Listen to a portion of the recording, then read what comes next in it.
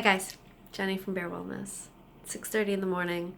Today was our first day of our 5 a.m. wake up, and with the bear community. And I just have a bunch of thoughts that I had some middle of the night thoughts and then early morning thoughts I want to share with you guys. So I want you to think about shifting. It's the shift. We have as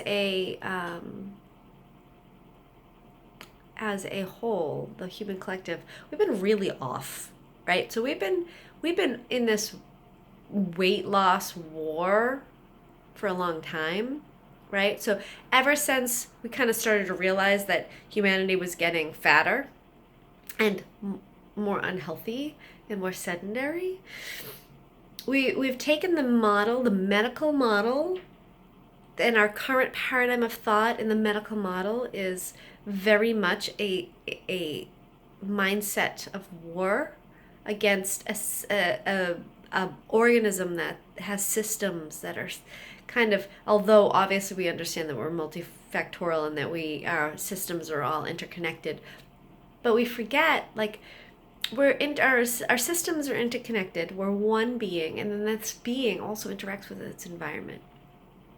It's in its habitat, right? And we've been forcing the human organism with exterior mechanisms. Like, we've been forcing these outside pressures to try to force it to lose weight, thinking that it's really that simple, that if we exercise this much, that whole calorie in, calorie out idea, right? It's so outdated. There is a very important piece to that. That's a piece of it. But we're so complex and we interact in so many different levels, and so many different things that stimulate the body to cascade in different pathways, that we truly do metabolize food different ways at different times. Different foods, regardless of its macronutrient content, the type of food, the other aspects, the micronutrients, the quality of the food, the other things, the environment in which you're eating it, the mindset in which you hold, all really plays a part in how the body takes that food apart and how the body stores it. And so, I talk about this a lot, but it's really evident to me today that we have been doing it all wrong. Weight loss is not a war. Wellness and health is not a war. It's a love story. You have to shift your awareness. If you want to become a healthy person, if you want to become a lean, athletic, fit, healthy human being, happy human being, you need to shift from going to war to falling in love with yourself. It seems like so silly, but it's so important. You need to love yourself enough to make the commitment to become a healthy person. You need to love yourself enough to take the time and the effort to educate yourself to make the commitment deep in your mind. And you need to shift your mind, your mindset. And then that shifts the biochemistry that's happening in your cascading in your body. It shifts your neurochemistry. It shifts your nervous system.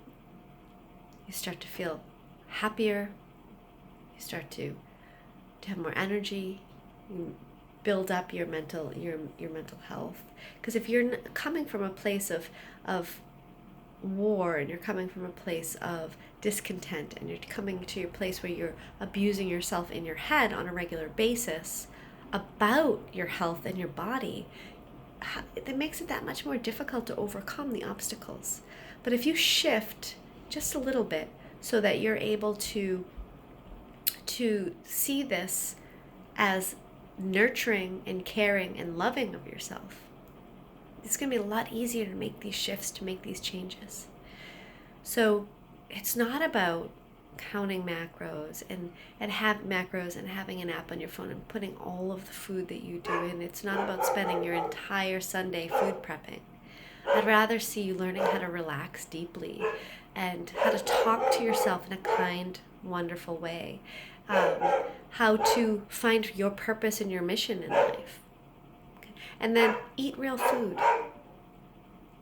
If you go to my website, barefootwellness.org, there's a free PDF that you can download, and it just has a list of our food guide. And it's simple. Just eat protein, eat a high quality protein. So if you eat meat, vary that up. You want to eat all sorts of different types of animals, and you want to vary those animals, and you want to eat nose to tail. But you don't have to eat animals. I mean, I spent a vast majority of my life being vegetarian, vegan, plant heavy, all different, all over the spectrum. We talk about good options as good options for to eat as a healthy ancestral vegetarian. Because the idea, but behind us, some people would say you can't eat ancestral and eat as a vegetarian. I would disagree, because I think that we're blended. Bear is blended the modern conveniences, the modern science, the modern things that we do have. We blended that with the wisdom of generations before, as opposed to locking down to just being like the ancestral community before us.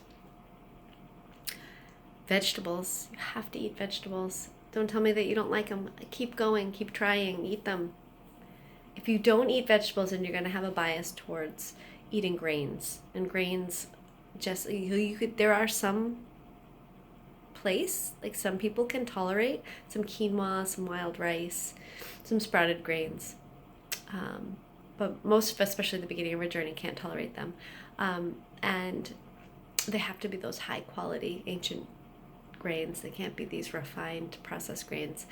So the more vegetables you eat, the less you can have to feel like you have to fill up with those grains. And high quality fats. And that's it. Keep it simple, guys. All right. Thanks for listening. Have a great day.